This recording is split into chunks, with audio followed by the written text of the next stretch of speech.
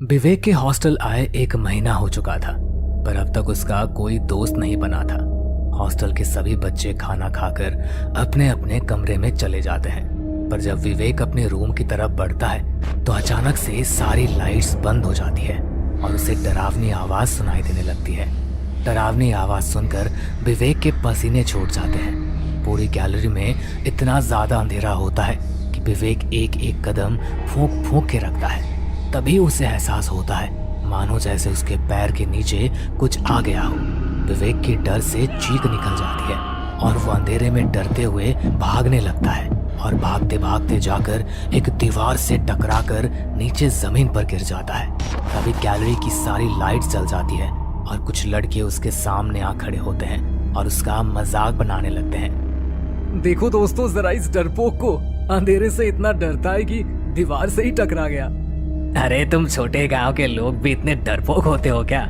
गांव में तो लाइट नहीं होती, जंगलों में जाना पड़ता है लोटा लेकर, और तुम इतने अंधेरे से डर गए। इतना बोलकर वो सभी लड़के विवेक के ऊपर जोर जोर से हंसने लगते हैं और फिर वहां से चले जाते हैं। बेचारा विवेक डरा सहमा अपने कमरे में जाता है और कुछ देर बाद रात के 2 बजे जब नीरज गहरी नींद में सो रहा होता है तो कोई उसके कमरे का दरवाजा खटखटाता है। दरवाजे की आवाज सुनकर नीरज पवन को उठाता है। अबे यार, क्या घोड़े की तरह सोता रहता है? जा जाकर दरवाजा खोल, दरवाजे पर कोई है। नीरज पवन को बार बार उठाने की कोशिश करता है, पर पवन उठता ही नहीं। इसके बाद नीरज खुद नींद से उठकर दरवाजा खोलता है, पर वो देखता है कि दरवाजे पर कोई नहीं है। अपने सामने किसी को न देखकर वो एक बार फिर सोने के लिए चला जाता है। नीरज की अभी आंख सही से लगी भी नहीं थी कि एक बार फिर उसे एहसास होता है कि मानो जैसे दरवाजे पर कोई है। इस बार नीरज गुस्से में दरवाजा खोलने के लिए उठता है और दरवाजा खोलते ही कहता है, कौन है भाई? सामने आ। अगर मुझे पता चल गया ना तो खैर नहीं है। तू जानता नहीं तू किससे पंगा ले रहा है। तभी गैलरी की लाइट अपने आप जलने और बंद होने लगती है। अब नीरज के पसीने छूट जाते हैं क्योंकि उसे वही डरावनी आवाज सुनाई देती है जैसी आवाज करके उसने विवेक को डराया था। नीरज को कुछ समझ नहीं आता कि उसके साथ क्या हो रहा है। वो जल्दी से दरवाजा बंद करके सोने के लिए चला जाता है।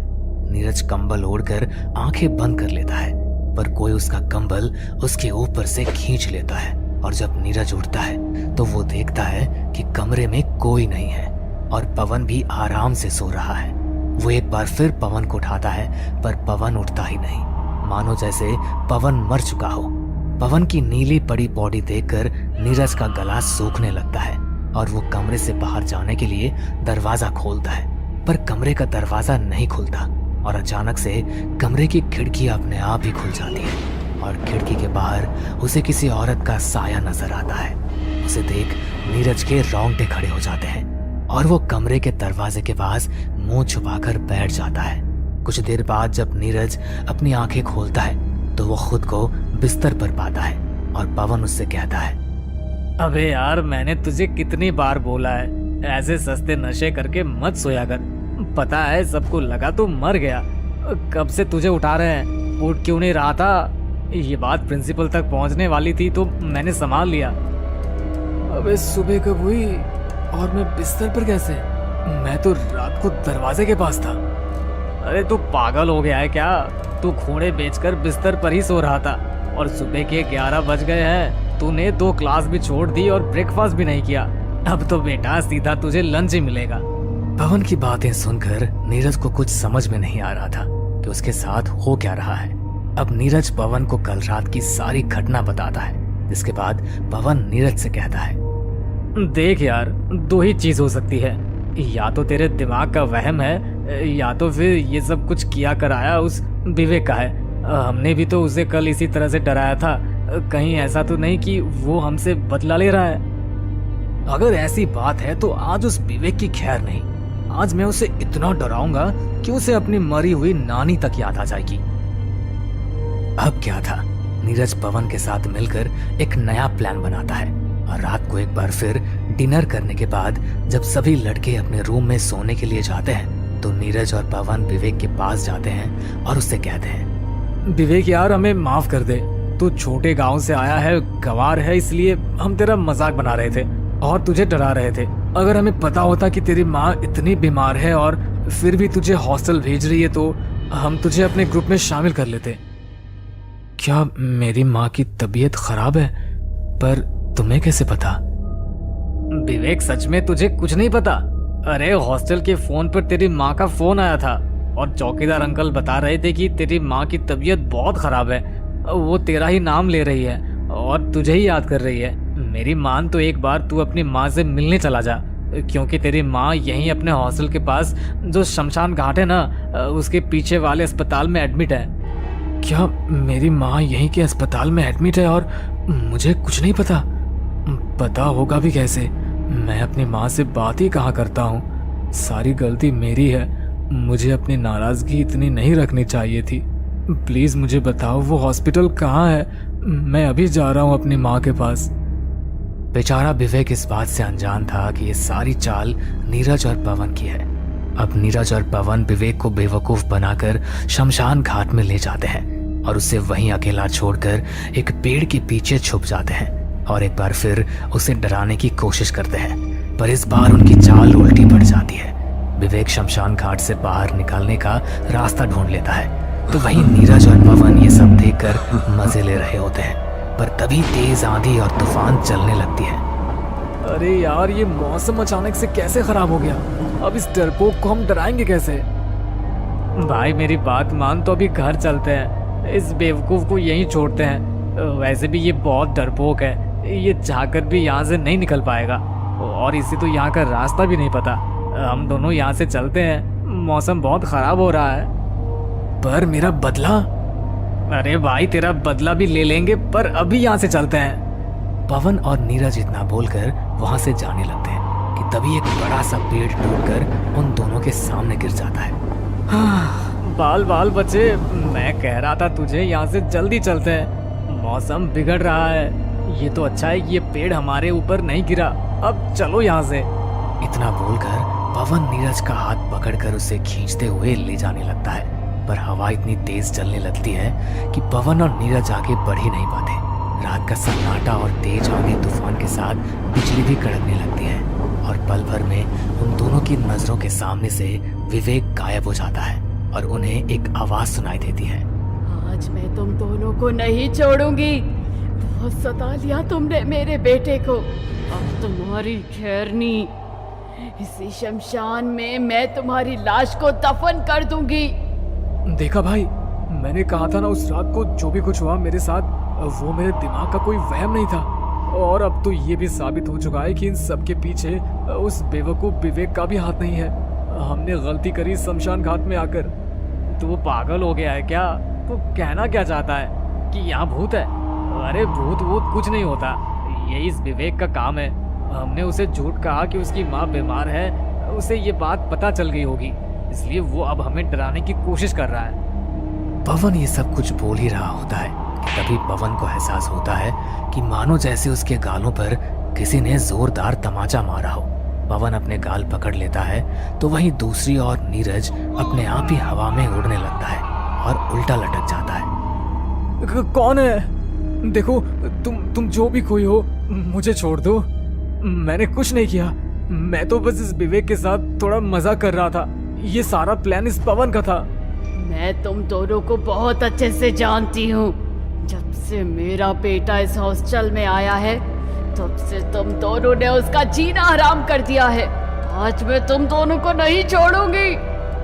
इतना बोलकर विवेक की मरी हुई माँ उन दोनों के सामने आ जाती है। विवेक की माँ को देखकर उन दोनों के रोंगटे खड़े हो जाते हैं और विवेक की माँ अपनी शक्तियों से पवन को जमीन के अंदर कमर तक गाड़ देती है। अपनी मौत को अपने सामने देखकर नीरज और पवन के होश उड़ जाते हैं और वो दोनों अपनी जान की भीख मांगने लगते हैं। तभी वहां विवेक आ जाता है और अपनी माँ को देखकर उसकी आंखों से आंसू निकल जाते हैं और जाकर अपने माँ के गले लगने लगता है और वो चाहकर भी अपनी माँ को छू नहीं पाता। माँ, आप मेरे सामने खड़ी हैं, वो भी सही सलामत, फिर मैं आपको छू क्यों नहीं पा रहा? और आपने इन दोनों की ऐसी हालत कैसे कर दी? विवेक बेटा, मैं इन दोनों को आज नहीं छोड़ूंगी। तुझे जो कोई भी परेशान करेगा वह मौत के घाट उतारा जाएगा। और बेटा, तू मुझे चाह कर भी इसलिए नहीं छू पा रहा क्योंकि अब मैं तेरी माँ इस दुनिया में नहीं रही।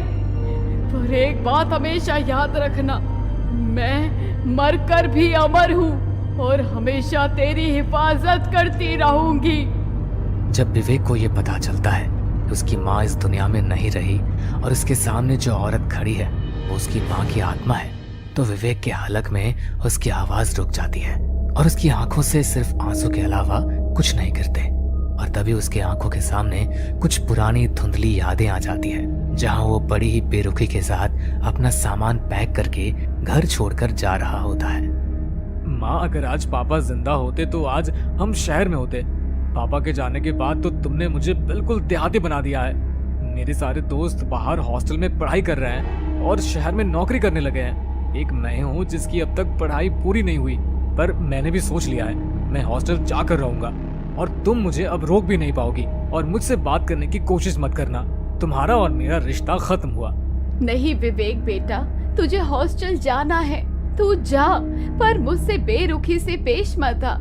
मैं तेरी बेरुखी बर्दाश्त नहीं कर पाऊंगी। मुझे माफ कर दे, मैं तुझे शहर नहीं भेज पाई, पर तू वहाँ जाकर अच्छे से रहना और मुझसे बातें करते रहना।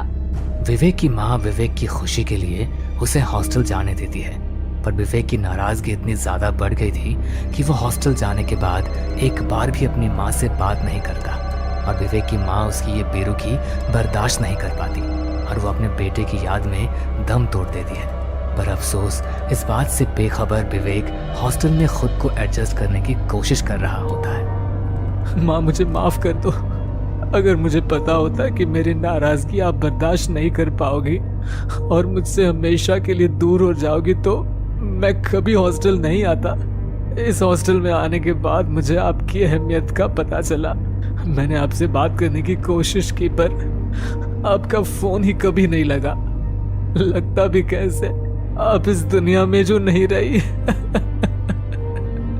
विवेक, तेरी नाराजगी खत्म हो गई मेरे लिए, यही बहुत है। पर मैं इन लड़कों को आज माफ नहीं करूंगी। उनकी हिम्मत कैसे हुई तुझे परेशान करने की। नहीं माँ, इन्हें कुछ मत करो। ये भी तो किसी के बेटे हैं और मैं नहीं चाहता जैसे हम दोनों अलग हो गए वैसे ही कोई माँ अपने बेटे से अलग हो जाए। अगर इन्हें कुछ हो गया तो शायद उनकी माँ भी बेटे की गम में मर जाए। प्लीज हमें माफ कर दो, हम ऐसा फिर कभी नहीं करेंगे और विवेक को अपने छोटे भाई की तरह रखेंगे और हॉस्टल में आए हर नए बच्चों का अच्छे से ख्याल रखेंगे। हमें माफ कर दो और हमें एक मौका दे दो। माँ, इन्हें माफ कर दो और एक मौका दे दो मेरे लिए। विवेक के कहने पर विवेक की माँ उन दोनों लड़कों को माफ कर देती है और वहां से गायब हो जाती है। जिसके बाद विवेक, नीरज और पवन अपने हॉस्टल चले जाते हैं और हॉस्टल जाने के बाद अगले ही दिन पवन किसी पंडित से बात करता है और विवेक की माँ की आत्मा की शांति के लिए वो तीनों मिलकर एक पूजा करते हैं, जिसके बाद विवेक की माँ की आत्मा को शांति मिल जाती है। मयंक ने इंदौर के कॉलेज के बारे में अक्सर लोगों को कहते सुना था कि वहाँ आत्माएं भटकती है। सालों से उस कॉलेज में भयानक आत्माओं का साया है, लेकिन फिर भी अपनी ग्रेजुएशन की पढ़ाई कंप्लीट करके मयंक इंदौर के उसी भूतिया कॉलेज में अपनी मास्टर्स की पढ़ाई करने आया, क्योंकि बाकी कॉलेजेस के मुकाबले उस कॉलेज की फीस बहुत ही कम थी और मयंक इतने अमीर परिवार से नहीं था कि वो किसी और कॉलेज से अपनी मास्टर्स की पढ़ाई अफोर्ड कर सके। कॉलेज के ठीक सामने ही कॉलेज वालों ने स्टूडेंट्स के लिए एक हॉस्टल बनाया हुआ था। मयंक दूर गांव से वहां आया था, इसलिए उसने वहां रहने के लिए हॉस्टल में ही एक रूम ले लिया था। अक्सर कॉलेज के हॉस्टल्स के रूम्स में एक साथ कई बच्चे रहा करते हैं, लेकिन उस हॉस्टल में तो पूरे फ्लोर पर मुश्किल से रहने वाले 10 बच्चे भी नहीं थे।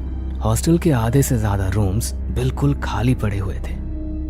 यार, इस हॉस्टल का माहौल देखकर तो मुझे भी डर सा लग रहा है। एक तो सामने ये कॉलेज देखने में इतना भयानक लग रहा है, ऊपर से ये हॉस्टल इतना सुनसान है।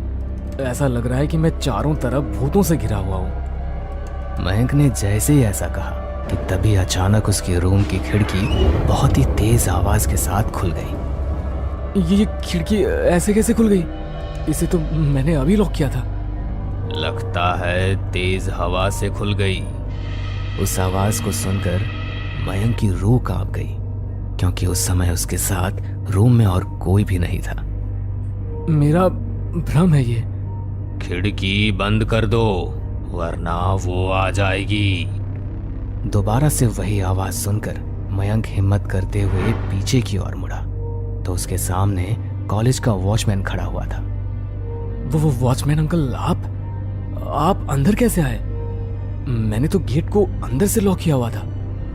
मयंक ने जैसे ही वॉचमैन से ये पूछा तो वो मयंक को बड़े ही भयानक तरीके से देखने लगा। उसने खिड़की की तरफ अपना हाथ बढ़ाया तो उसका हाथ अपने आप बहुत ही लंबा होता हुआ खिड़की तक जा पहुंचा। अपनी आंखों के सामने का ये नजारा देखकर डर के मारे मयंक का पूरा शरीर बुरी तरह पसीने से भीग गया कि तभी उसके फोन पर रिंग हुई। रिंग की आवाज से अचानक उसकी नींद खुली। तब उसे पता चला कि वो महज एक सपना देख रहा था तो उसकी जान में जान आई। फोन पर उसकी माँ की कॉल आ रही थी। उसने फोन में समय देखा तो अभी रात के 10 ही बजे थे। उसने अपनी माँ की कॉल रिसीव की। हेलो, हाँ माँ। ठीक से पहुंच गया ना बेटा? वहाँ रहने में कोई दिक्कत तो नहीं हो रही? उस जगह के बारे में बहुत बुरा सुना है हमने। देख बेटा, तू भगवान का नाम जप करता रही हो। खासकर सोने से पहले तो भगवान का नाम लेकर ही सोई हो। आप चिंता मत करो माँ, यहाँ ऐसा कुछ भी नहीं है। तुम ज्यादा मत सोचो। अच्छा, बहुत रात हो गई है, अब सो जाओ तुम। इतना कहकर मयंक ने फोन रख दिया। वो साइड टेबल पर अपना फोन रखकर जैसे ही दोबारा सोने के लिए बिस्तर पर लेटने लगा तभी अचानक बहुत तेज आवाज के साथ उसके कमरे की खिड़की खुल गई। अरे यार, अभी ये सेम सीन तो मैंने सपने में देखा। लॉक करने के बाद ये खिड़की कैसे खुल गई? मयंक जैसे ही बिस्तर से उठकर खिड़की बंद करने गया तो उसे कॉलेज के एक रूम की खिड़की से 2 लोग दिखाई दी। मयंक साफ देख पा रहा था कि उनमें से एक आदमी के हाथों में एक चाकू है और दूसरा आदमी उससे अपनी जान बचाने की कोशिश कर रहा है। मयंक वो सब देखकर बुरी तरह घबरा गया। ये सब क्या हो रहा है? ऐसे कैसे कॉलेज के अंदर कोई किसी को मार सकता है? मुझे गार्ड को बुलाना होगा। मयंक ने घबराते हुए अपने कमरे का दरवाजा खोला। तभी उसने देखा कि उसके सामने वाले कमरे का दरवाजा खुला हुआ है और उस कमरे में खड़ा लड़का मयंक को बड़े ही भयानक तरीके से घूर रहा है। सुनो, वो वहां सामने कॉलेज में एक आदमी किसी को मारने वाला है। तुम चलो मेरे साथ। मयंक की ये बात सुनकर वो लड़का बड़े ही भयानक तरीके से मुस्कुराया और उसने अंदर से बड़े ही तेज झटके के साथ कमरे के दरवाजे को बंद कर लिया। ये कैसे लोग हैं? वहां किसी की जान खतरे में है और किसी को फिक्र ही नहीं है। मयंक जल्दी से सीढ़ियों से उतरता हुआ नीचे गार्ड के पास गया। अंकल, वहां कॉलेज के 3rd फ्लोर पर उस रूम में एक आदमी किसी को मार रहा है। मयंक की ये बात सुनकर वो नाइट गार्ड भी उसे देखकर बहुत भयानक तरीके से मुस्कुराने लगा और बिना कुछ बोले वहां से उठकर अंदर की तरफ चला गया कि तभी मयंक को कॉलेज के 3rd फ्लोर से किसी के चीखने की आवाज सुनाई देने लगी। इन सब लोगों का तो दिमाग खराब हो चुका है। मैं अकेले वहां कैसे जाऊं? हाँ, पुलिस को फोन करता हूं। मयंक ने जैसे ही पुलिस को कॉल करने के लिए फोन उठाया तो एक रिंग बजते ही उसका फोन स्विच ऑफ हो गया। ओह नो, इस फोन को भी अभी ही स्विच ऑफ होना था। अब मैं क्या करूं? एक काम करता हूं, ये लोहे का डंडा लेकर जाता हूं। अगर उसने मुझ पर हमला करने की कोशिश की तो मैं उस पर वार कर दूंगा। मयंक अपने हाथ में उस लोहे के डंडे को लेकर घबराते हुए कॉलेज के अंदर गया। वो सीढ़ियों से चढ़ता हुआ 3rd फ्लोर पर पहुंचा तो उसे वहां पर एक नहीं बल्कि कई सारे लोगों के चीखने चिल्लाने की आवाजें सुनाई देने लगी। इतने सारे लोगों के चीखने की आवाज, ये क्या हो रहा है यहाँ पर? मयंक के ऐसा कहते ही फ्लोर पर बने बायोलॉजी लैब के दरवाजे को कोई अंदर से जोर जोर से खटकाने लगा। मयंक ने हिम्मत करते हुए जैसे ही बायोलॉजी लैब का दरवाजा खोला तो वो हैरान रह गया, क्योंकि जिस रूम के अंदर से अभी दरवाजा बजाने की इतनी जोर जोर से आवाजें आ रही थी और बायोलॉजी लैब के जिस नज़ारे को उसने अपने रूम की खिड़की से देखा वहां पर कोई भी मौजूद नहीं था। ये कैसे हो सकता है? अभी तो इस रूम में इतने सारे लोगों के चीखने की आवाजें आ रही थी, कोई ये दरवाजा खटखटा रहा था। मयंक ऐसा कहते ही कोई बहुत जोर से उसके कान में चिल्लाया और बायोलॉजी लैब के अंदर से एक भयानक लंबा हाथ निकलकर मयंक को लैब के अंदर खींचने लगा। मयंक ने खुद को उससे छुड़वाने की बहुत कोशिश की। वो अपने दूसरे हाथ में पकड़े उस लोहे के डंडे से उस भयानक हाथ पर वार करने लगा कि तभी लैब के अंदर से अचानक वैसे ही बहुत सारे हाथ मयंक की तरफ बढ़ने लगे और उन्होंने उसके शरीर को बुरी तरह जकड़ लिया।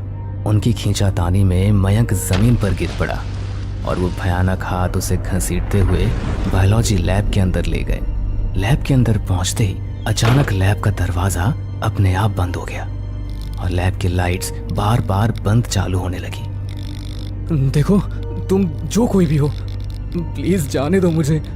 आज के बाद मैं फिर कभी यहाँ नहीं आऊंगा। No no no no no, यहाँ पर जो एक बार आता है वो कभी यहाँ से वापस नहीं जाता।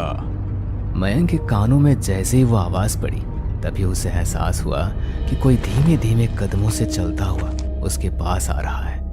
तो मयंक पीछे की तरफ सरकते हुए उससे दूर होने की कोशिश करने लगा। तभी अचानक लैब के अंदर हल्की सी रोशनी हुई। मयंक ने हिम्मत करते हुए जैसे ही अपनी नजरें उठाकर सामने की तरफ देखा तो डर के मारे मानो उसकी आत्मा उसके शरीर से निकल गई। वो कुछ भी बोलने की हालत में नहीं था। उसकी आंखों के सामने लोगों के मुर्दा सड़े गले शरीर थे जो चलकर उसी की तरफ आ रहे थे। उनमें से कुछ की आंखें बाहर को लटक रही थी तो किसी का पूरा शरीर कटा फटा हुआ था। मयंक उन्हें देखकर इतना डर गया कि वो अपनी मदद के लिए किसी को पुकार भी नहीं पाया और उसी समय बेहोश होकर वहीं गिर पड़ा। अगली सुबह जब उसकी आंख खुली तो वो कॉलेज के मेडिकल रूम में था और कॉलेज का पियोन और गार्ड उसके सामने खड़े हुए थे। मुझे यहाँ कौन लेकर आया? मैं तो... हाँ मालूम है, तुम उस बायोलॉजी लैब में थे। कितनी बार मना किया है सबको कि कुछ भी हो उस लैब में नहीं जाने के लिए, फिर भी न जाने तुम लोगों को क्या शौक रहता है उधर जाने का। आखिर तुम वहां पर करने क्या गए थे? ये आप मुझसे क्यों पूछ रहे हैं? मैंने कल रात को आपको बताया तो था कि वहां 3rd फ्लोर पर कोई आदमी किसी को चाकू से मार रहा है, लेकिन आपने मेरी बात ही नहीं सुनी। क्या? ये क्या बोल रहे हो तुम? तुमने मुझे कल रात को यहाँ पर कैसे देख लिया? मैं तो कल रात ड्यूटी पर था ही नहीं। और एक बात ध्यान से सुन लो, आज के बाद कभी उस बायोलॉजी लैब में जाने की हिम्मत मत करना। तुम्हारी किस्मत अच्छी थी जो वहां से जिंदा लौट आए, वरना वहां पर आज तक जो भी गया है वो कभी जिंदा लौट कर नहीं आया। हम उस लैब को कितना भी लॉक कर लें, लेकिन अगले दिन लैब के बाहर वो लगा ताला अपने आप टूट जाता है, इसलिए सावधान रहना। लेकिन ऐसा क्या है उस लैब में? क्या हुआ था वहां? मयंक के पूछने पर गार्ड ने उसे बताया कि आज से लगभग 40 साल पहले इस कॉलेज के प्रिंसिपल, जो कि एक बायोलॉजी के प्रोफेसर थे, वो मेडिकल स्टूडेंट्स को पढ़ाया करते थे। उनका बिहेवियर हमेशा से ही सामान्य लोगों से कुछ अलग था। शुरू में तो उन पर किसी ने ध्यान नहीं दिया, लेकिन जब एक दिन वो प्रोफेसर कॉलेज से अचानक गायब हो गए तब सब लोगों के सामने उनकी सच्चाई पता चली। प्रोफेसर रॉबर्ट अक्सर अपना ज्यादातर समय कॉलेज की बायोलॉजी लैब में ही बिताते थे, लेकिन वो कभी किसी और को बायोलॉजी लैब में आने की परमिशन नहीं देते थे। बायोलॉजी प्रोफेसर के साथ साथ वो कॉलेज के प्रिंसिपल भी थे, इसलिए कोई उनकी बात का विरोध नहीं कर सकता था। एक रोज जब कई दिन तक पूरे कॉलेज में प्रोफेसर रॉबर्ट को ढूंढने के बाद भी वो कहीं नहीं मिले और ना ही उनकी फैमिली से उनका कोई कांटेक्ट हुआ, तो कॉलेज के लोगों ने उन्हें बायोलॉजी लैब में ढूंढने के बारे में सोचा, क्योंकि वो अपने दिन के ज्यादातर घंटे वहीं बिताया करते थे। कॉलेज के कुछ लोग जब उन्हें ढूंढते हुए बायोलॉजी लैब में पहुंचे तो वहां का दृश्य देखकर उनकी आत्मा कांप उठी। लैब के अंदर बड़ी ही भयानक हालत में प्रोफेसर रॉबर्ट का मुर्दा शरीर पड़ा हुआ था, जिनकी आंखें बाहर को निकल कर आ चुकी थी। लेकिन उस लैब में केवल प्रोफेसर रॉबर्ट ही नहीं, बल्कि 20 से 25 और लोगों के भी मुर्दा शरीर पड़े हुए थे, और वो शव किसी और के नहीं बल्कि उसी कॉलेज में पढ़ने वाले कुछ स्टूडेंट्स के थे, जिनमें एक बात कॉमन थी कि वो सभी स्टूडेंट्स किसी ऑर्फनेज या किसी संस्था के जरिए वहां पढ़ने आए थे। उनके आगे पीछे उनके बारे में पूछने वाला इस दुनिया में कोई भी नहीं था। दरअसल प्रोफेसर रॉबर्ट एक बेहद सनकी इंसान थे जो मरे हुए लोगों पर ये रिसर्च करना चाहते थे कि इंसान के मरने के बाद उसे फिर से कैसे जिंदा किया जा सकता है। उनके इसी पागलपन में उन्होंने अपने इस एक्सपेरिमेंट को करने के लिए ऐसे सभी स्टूडेंट्स को मारकर उनके शरीर को चीर फाड़ कर उन पर अपनी रिसर्च करने लगे। जिस दिन कॉलेज वालों के सामने प्रोफेसर रॉबर्ट का ये काला सच आया, उस दिन के बाद उन्होंने बायोलॉजी लैब को हमेशा के लिए लॉक कर दिया। लेकिन आज भी उस लैब का लॉक अपने आप खुल जाता है और आज भी हॉस्टल की खिड़की से बायोलॉजी लैब के अंदर प्रोफेसर रॉबर्ट उन्हीं स्टूडेंट्स के पीछे उन्हें मारने के लिए चाकू लेकर दौड़ता हुआ नजर आता है। देखो राधिका, मैं समझती हूँ कि ये प्रोजेक्ट तुम्हारी लाइफ का बहुत बड़ा प्रोजेक्ट है, लेकिन वो लोकेशन बिल्कुल भी अच्छी नहीं है। आए दिन वहाँ कितनी पैरानॉर्मल एक्टिविटीज होती हैं बेटा, प्लीज मत जाओ वहाँ। देखो माँ, मैं एक एक्ट्रेस हूँ। अगर मैं ऐसी लोकेशन पर जाने से डरने लगी तो मेरा आधा करियर तो वैसे ही खत्म हो जाएगा। तुम मेरी चिंता मत करो, मुझे कुछ नहीं होगा। राधिका ने पहले कुछ छोटी मोटी टीवी सीरीज में काम किया था, लेकिन इस बार उसे एक हॉरर मूवी के डायरेक्टर ने अपनी मूवी में कास्ट किया था। राधिका अपने घर से दूर फिल्म सिटी में अपनी पहली फिल्म की शूटिंग के लिए गई। ये लो राधिका, ये तुम्हारी स्क्रिप्ट है, इसे अच्छे से पढ़ लो, उसके बाद कलम शूट शुरू कर देंगे। विक्रम तुम्हें रिहर्सल रूम दिखा देगा। विक्रम राधिका को रिहर्सल रूम में लेकर गया। राधिका वहां बैठकर सामने मिरर में देखती हुई स्क्रिप्ट पढ़कर अपने सीन्स की प्रैक्टिस करने लगी। मैं सच कह रही हूँ यश, मैंने अभी अभी वहाँ पर किसी परछाई को देखा है, सचमुच। परछाई को देखा है? अरे ये आवाज किसकी है? यहाँ पर आवाज एको हो रही है क्या? खैर छोड़ो, मैं दोबारा से प्रैक्टिस स्टार्ट करती हूँ। दोबारा से स्टार्ट करती हूँ। बार बार से उस भारी आवाज को सुनकर राधिका रिहर्सल रूम से उठकर डायरेक्टर के पास गई। सर, रिहर्सल रूम में मुझे कुछ ठीक नहीं लग रहा है, अजीब सी आवाज आ रही है वहाँ पर। प्लीज आप मुझे कोई दूसरा रूम दे दीजिए। ठीक है, कोई बात नहीं, तुम ऊपर वाला रूम ले लो। सुबह 4 बजे हम शूट स्टार्ट कर देंगे, तो लेट मत होना। हाँ ठीक है, ओके सर। राधिका अपना सामान लेकर ऊपर वाले रूम में चली गई। वो रूम में लगे शीशे के सामने बैठकर फिर से अपने सीन्स की प्रैक्टिस करने लगी। तुम मेरी बात पर यकीन क्यों नहीं करते हो यश? मैं सच कह रही हूँ, कोई है जो हमेशा मेरे आस पास रहता है, उसकी नजर हमेशा मुझ पर रहती है। प्लीज तुम यहाँ से चलो, वरना वो मुझे मार देगी। तुम्हें मार देगी? ओहो, फिर से वही आवाज, कुछ तो गड़बड़ है यहाँ पर। गड़बड़ तो है यहाँ पर। राधिका उस आवाज को सुनकर पहले ही बहुत घबराई हुई थी। तभी अचानक किसी ने बहुत जोर से रूम का गेट खोल दिया। हे भगवान, लगता है आज डर के मारे मुझे हार्ट अटैक ही आ जाएगा। राधिका ने गेट खोलकर देखा तो सामने वेटर खाना लेकर आया था। उसने खाना खाया। सीन की जितनी प्रैक्टिस करनी थी मैंने तो कर ली, अब जो होगा सुबह देखूंगी। इस स्क्रिप्ट को पढ़ पढ़कर मेरे दिमाग पर इसका असर होने लग रहा है। रिलैक्स होकर राधिका सो गई। अगली सुबह उसने 3 बजे का अलार्म लगाया था। 4 बजे शूट शुरू होना था, इसीलिए वो नहा धोकर तैयार होने लगी।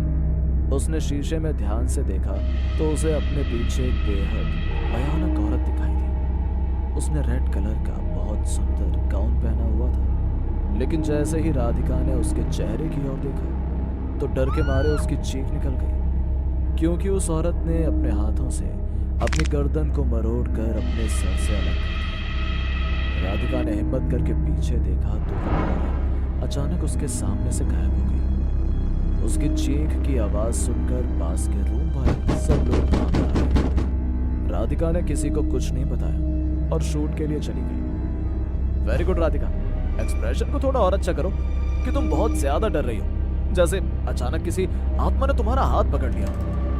डायरेक्टर के इतना कहते ही किसी अदृश्य शक्ति ने राधिका के हाथ को बहुत कसकर पकड़ लिया। तभी डर के मारे राधिका जोर जोर से चीखने लगी। What the hell, ये क्या कर रही हो तुम? इतना अच्छा सीन खराब कर दिया, सब कुछ दोबारा से शूट करना पड़ेगा। I'm sorry सर, बट किसी ने सच में मेरा हाथ पकड़ लिया था सर, सचमुच। What nonsense. कल तुम्हें रिहर्सल रूम में किसी की आवाजें आ रही थी, आज कोई तुम्हारा हाथ पकड़ रहा है। पागल हो गई हो क्या? ड्रग्स लेकर तो नहीं आई हो ना? नहीं नहीं सर, ये आप कैसी बातें कर रहे हैं? मैं ऐसा कुछ नहीं करती। देखो ये तुम्हारी पहली हॉरर मूवी का शूट है, इसलिए घबराओ मत और ध्यान से काम करो। Next take. डायरेक्टर ने फिर से टेक शुरू किया। तुम बात को समझने की कोशिश क्यों नहीं कर रहे हो यश? इस घर में किसी बुरी आत्मा का साया है। तुम्हारा ना दिमाग खराब हो गया। इतनी बार बोला कि नींद की दवाइयां मत खाया करो, जानती हो ना कैसी हेलुसिनेशन होती है फिर तुम्हें, लेकिन उसके बाद भी दवाइयां लेनी बंद नहीं करती हो। वो अभी भी तुम्हारे पीछे खड़ी है यश। जाओ यहाँ से, प्लीज चली जाओ यहाँ से। राधिका के ऐसा कहते ही उसे सचमुच अपने को-एक्टर के पीछे वही सरकटी औरत दिखाई दी। उसे देखकर राधिका अचानक से बौखला गई। जाओ यहाँ से, दूर हट जाओ। मैं तुम्हें खुद को नुकसान पहुंचाने नहीं दूंगी। जाओ यहाँ से, चली जाओ यहाँ से।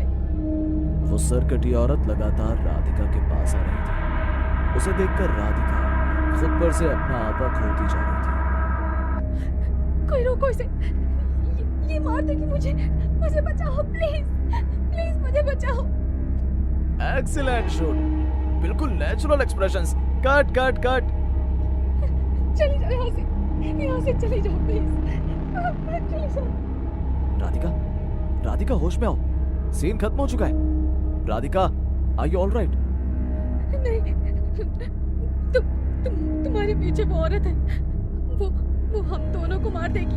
देखो देखो उसकी गर्दन से कैसे खून बह रहा है। तुम्हें भी मार देगी वो है, पीछे है वो। काम डाउन राधिका, कुछ भी नहीं है यहाँ पर। सीन खत्म हो चुका है। राधिका, राधिका। राधिका के को-एक्टर ने उसे कंधे से पकड़कर जोर से हिलाया तो अचानक मानो राधिका का सम्मोहन टूटा। वो लाल गाउन वाली सरकटी औरत अचानक उसके सामने से गायब हो गई और सेट पर लगी हुई लाइट्स की बहुत तेज रोशनी सीधा राधिका की आंखों पर पड़ी। तभी सेट पर लगी हुई सभी लाइट्स अचानक से फ्लिकर करने लगी। राधिका के ठीक ऊपर लगी लाइट्स में अचानक से ब्लास्ट हुआ, लेकिन उसके को-एक्टर ने सही समय पर उसे दूसरी तरफ खींच लिया। ये सब क्या हो रहा है? तुम लोगों को पता था कि आज यहाँ पर शूट होने वाला है, उसके बाद भी ऐसा अरेंजमेंट किया है? अगर अभी एक्ट्रेस को कुछ हो जाता तो कौन जवाब देता उसका? तुम ठीक हो ना राधिका? हाँ सर, मैं ठीक हूँ सर, लेकिन यहाँ पर कुछ ठीक नहीं है। कुछ तो गड़बड़ है यहाँ पर। अरे यार राधिका, बस करो प्लीज।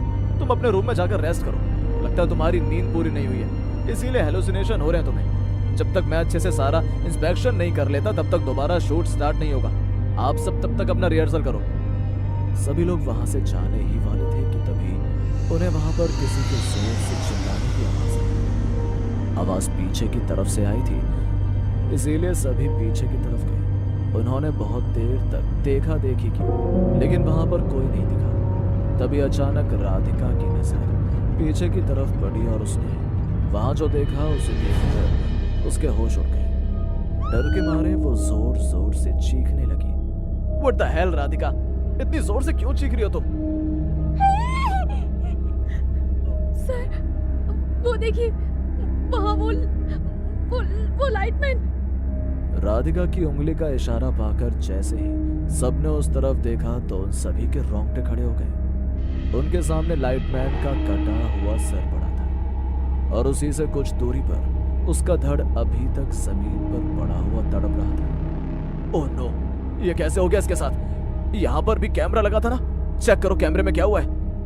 कैमरामैन ने जैसे ही वहां का कैमरा चेक किया तो उसमें ब्लर लाइंस के अलावा और कुछ नहीं था। उसकी एंडिंग में बस सामने लाइटमैन का कटा हुआ सर और उसका तड़पता हुआ धड़ नजर आ रहा था। Sir, I am sorry but shooting के लिए लोकेशन बिल्कुल भी ठीक नहीं है। कल से मेरे साथ भी यहाँ पर सब कुछ अजीब हो रहा है। लाइटमैन की जान चली गई।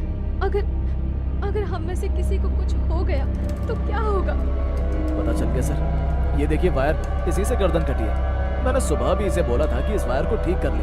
एक तो गर्दन कटी, ऊपर से करंट लगा। पुलिस को पता चला तो हमारी नाक में दम कर देगी। इसको यही रफा दफा करो, इसके किए की सजा हम नहीं भुगतेंगे। अपनी गलती की वजह से खुद मराए और इसकी फैमिली वाले कुछ बोले तो पैसे भर देना।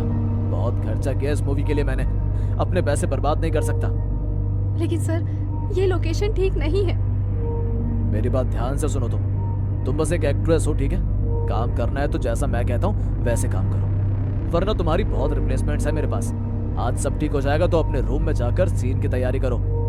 राधिका अपने रूम में जाकर नेक्स्ट सीन की रिहर्सल करने लगी। वो लगातार शीशे में देखती हुई अपने डायलॉग्स बोल रही थी। उसने मुझे धमकी दी है यश कि अगर अमावस्या तक हमने ये घर नहीं छोड़ा तो वो हम दोनों में से किसी को नहीं छोड़ेगी। किसी को भी नहीं छोड़ेगी। इस बार उस भयानक आवाज को सुनकर राधिका बहुत बुरी तरह डर गई। उसे आईने में फिर से वही सर कटी औरत दिखाई दी, लेकिन इस बार वो राधिका की ओर बढ़ रही थी। नहीं नहीं नहीं नहीं। राधिका हड़बड़ाती हुई जैसे तैसे करके जल्दी से शीशे के सामने से हट गई। तभी शीशे के अंदर अचानक से वही सर कटी हुई औरत बाहर निकल आई, जिससे पूरे शीशे के टुकड़े टुकड़े हो गए। उस तेज आवाज को सुनकर सभी लोग भागते हुए राधिका के कमरे में आ गए। क्या हुआ राधिका? Are you alright? ये शीशा कैसे टूट गया? नहीं, ठीक नहीं हूँ मैं। और अगर एक रात और यहाँ रुकी तो कल तक जिंदा भी नहीं बचूंगी। अगर आपको भी अपनी जान प्यारी है तो भाग जाओ इस भूतिया फिल्म सिटी से। नहीं करनी मुझे कोई भी मूवी शूट। जा रही हूँ मैं यहाँ से। मुझे अपनी जिंदगी इस मूवी से कहीं ज्यादा प्यारी है। राधिका ने अपना सामान उठाया और वहां से निकल गई। उसकी माँ एक दिल की मरीज थी, इसीलिए घर आकर उसने अपनी माँ को कुछ नहीं बताया। वो आकर अपने कमरे में लेट गई। शूट की वजह से वो इतनी थक चुकी थी कि बिस्तर पर लेटते ही उसे नींद आ गई। अगले दिन जब वो उठी तो न्यूज की हेडलाइंस देखकर उसकी रूह कांप गई। मूवी में उसके साथ काम करने वाले को एक्टर की मौत हो चुकी थी। ठीक लाइटमैन की तरह ही उसकी गर्दन भी उसके धड़ से अलग हो चुकी थी। अच्छा हुआ जो मैं वहाँ से लौट गई, वरना शायद मेरा भी यही हाल होता। तभी राधिका के रूम के शीशे से आवाज आती है, तुम्हारा भी यही हाल होता। उस भयानक आवाज की ओर जैसे ही राधिका देखती है, तभी अचानक से वो शीशा भी टूट जाता है और शीशे के उन टूटकर बिखरे हुए टुकड़ों में उस सरकटी औरत की परछाई दिखाई दे रही होती है।